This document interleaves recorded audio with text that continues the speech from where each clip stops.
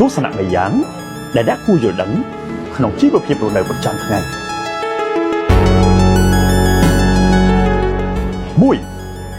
ធ្វើជាមនុស្ស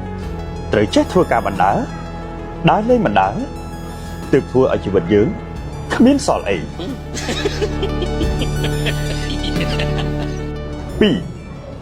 ជីវិតយើងអ្វីត្បិតតែពេលខ្លះវាលំបាកបន្តិចមែនក៏ប៉ុន្តែក៏នៅមានពេលខ្លះវាវេទនាផងដែរ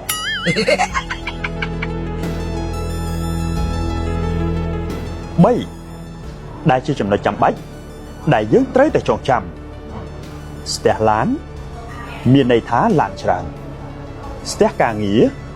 មានន័យថាការងារច្រើនតែបើលោកអ្នកស្ទះលុយកុំសង្ឃឹមថាអ្នកមានលុយច្រើនឲ្យសោះ sorry ហើយទស្សនៈទាំង3នេះគឺជាអ្វីដែលខ្ញុំបានឆ្លងកាត់តែខ្ញុំឆ្លងកាត់មិនផុតសោះ